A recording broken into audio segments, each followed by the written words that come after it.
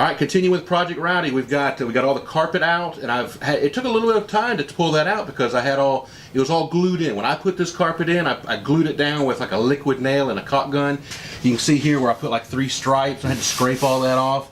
Took a lot of work. In fact, I just saw where I've got a little bit right there. I haven't pulled off yet, but by uncovering all that, I now can see where I have a little bit of rot and some panels that need to be replaced. So I'm going to bring you in a little closer. I'm going to show you several areas that I'm going to specifically be working on. I've got to start on the interior and do the interior specifically because in some of these spots they become real close to the exterior and the welding near there. I can't just jump on the outside. I've got to actually finish the inside first. So let me bring you in a little bit closer. All right, we're going to start on the passenger side. This is on the rear of the vehicle. This is the rear wheel well. And on the very top, I've got rot that goes clearly through just in this little area right here. And interestingly, this is where the plate for the rear of the roll bar goes. So I definitely need to cut this out, replace it, stiffen it up, because I'd like to have that well supported for the roll bar. So that's the only thing on the rear side of the vehicle. Let's now move over to the other side. All right, as for the driver rear wheel well, the area underneath the roll bar looks fine. All that's back there is fine.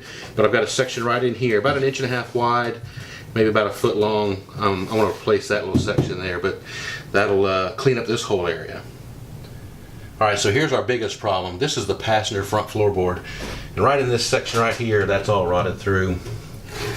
All right there, probably where water comes set. You can see here some like that tar. There's like a tar paper it used to be on here, and that just retains the water. But it has rusted that complete. So that there, as well as the bottom of this, it's a floor brace. This needs to be trimmed off and done. Got a hole right here where water sat. So really this whole floor pan needs to be replaced, and I've already ordered that, and it actually came in yesterday. I'm going to show you that in a minute. But let's also now look at the driver's side. All right, on the driver's side, it's kind of very similar to the passenger side. Some thinner rot in here where the water had sat, and actually some back in here, and a pinhole right there that's actually pushed through. So this whole panel needs to be replaced. Here's some of that kind of a tar paper that was on here at one point.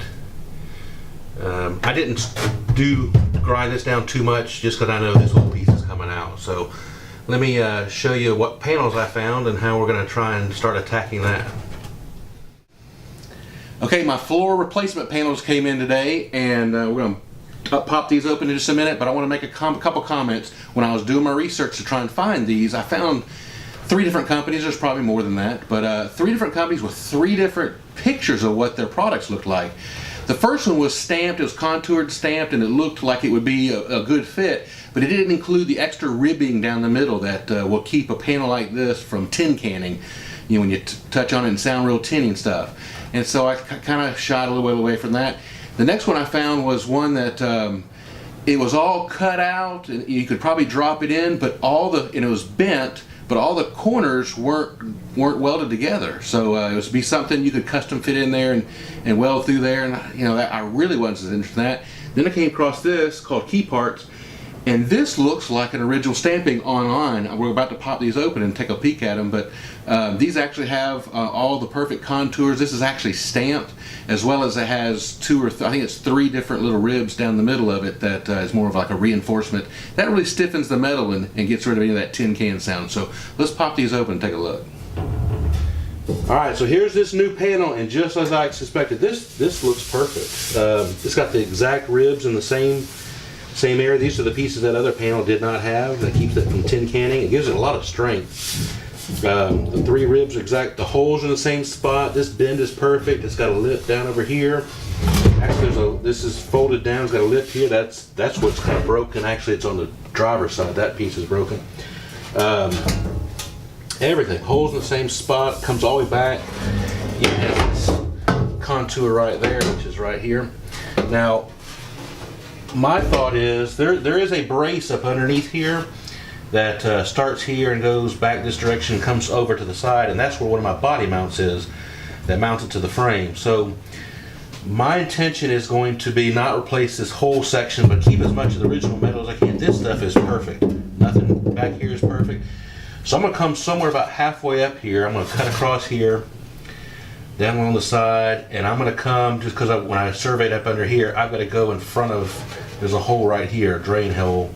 I'm going to come in front of that, probably right between that and where this rib ends will be a good demarcation.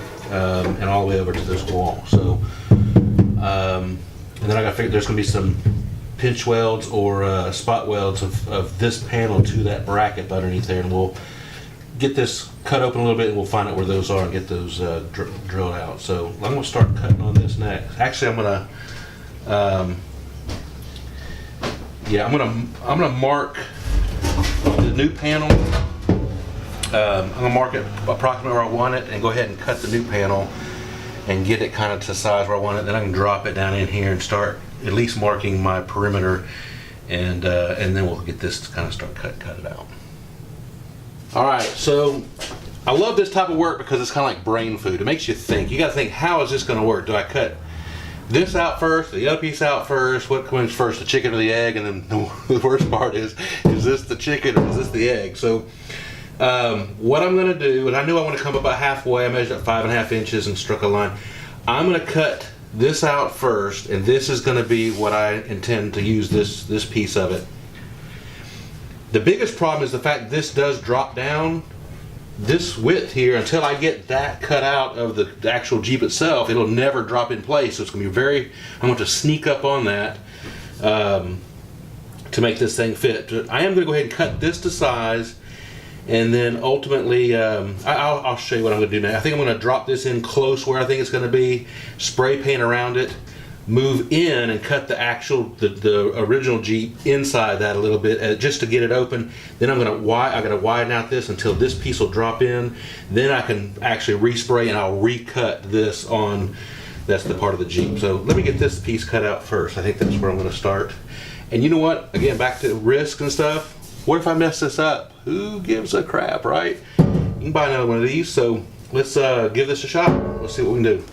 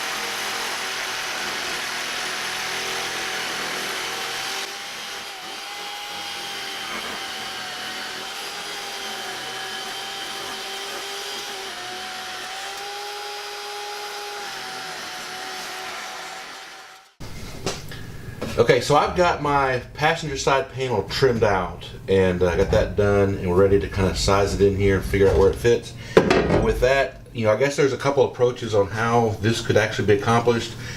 In most cases, I think you actually take a different approach, and that is you'd cut out what you want to take out of your vehicle, take that out, you make a pattern, and then you cut your panel to that size. For some reason, in my mind, I had to do this a little differently. I actually cut out I figured out about where I wanted my cuts, what made sense for the vehicle. I duplicated that where I thought that would be on. So I've got this patch panel actually cut almost the exact size I'll be using it. I could actually change this a little if I need to, but I'm coming up with two little issues. There's a reason why I did it the opposite way. I actually cut my panel out first, and now I'm going to cut the car to match. And that is, I got to be able to get this in here and in its place. And the biggest issue right now is where this bracket's coming down. It's rotted on the bottom, so it's got to be cut off. I'm going to cut that off right here. That way this will at least go in all the way to this panel here, and then as well as the next piece. Since this panel, it's going to be a butt weld on all these three major sides, but this side here, it's got this flange that dips down. I'll be drilling some holes in here and doing spot welds, but I've got to basically come up with this distance and be able to open that up on the vehicle itself and take the floor out from here to here and then put that in place, and then I can mark the actual floor as to where I'm going to cut that out. So let me get that figured out. Let me get this at least chopped off, and then we can get the piece in here and get it marked up and move forward.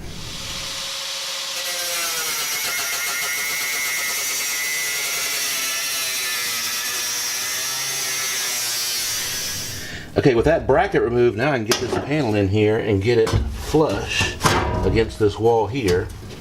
Then I'll move it left and right until it fits perfect there and there. Now that sets the angles, these lines exactly. So I'm going to mark these. Again, these 3 edges here are going to be butt weld, so it's not going to, I'm going to leave a flange to bend down. Wouldn't make sense to do it here because of these extra strengthening ribs here. It might in the back, but I just don't have enough room, and it'd be harder over here. So I'm going to just do butt welds on all 3 sides.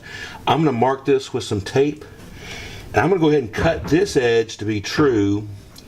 These edges, I'm going to leave this not cut. Yeah, I'm going to come back about 1 inch or 2 and cut it just to get rid of the panel underneath here. And then same thing back here. I'll probably mark it. I may cut it true as well. I think this panel may go this way a little bit once I get it down in there. So I don't want to do a finished end on this side. But let me get that marked up and get started cutting on it.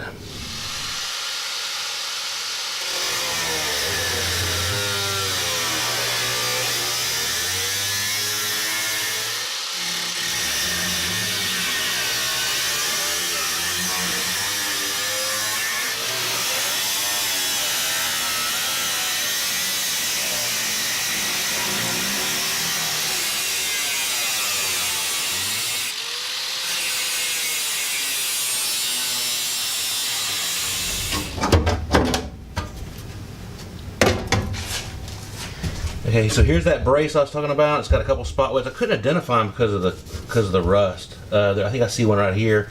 There's another little flange down here. I had to cut around it just so I can get to it. And now we have an official Fred Flintstone mobile. But now I'm gonna work on getting all of this identified and cleaned up. Okay, I was able to get this section removed. There was 2 spot welds at the bottom and 2 spot welds along the side.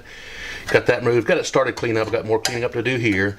We did trim this to finish size and this bottom one to finish size, but here you can see where I've left it quite shy. We're gonna wait till we get that panel in here and then we'll get that final fitment there. Over here, where the floor came over and there's a flange that goes down, I got that flange removed all along this side, as well as down back over here. This section is gonna be removed. In fact, there's a hole right here, so I'll have to come up with a line across here, across the top. And there's also a hole back about right here. So once I get all that marked up, I'll get this panel put out. That'll already be the next thing I do, is actually cut this out and replace this panel. Then we'll do the final fitment of the floor. But we'll see about more of that next time. Jack it up.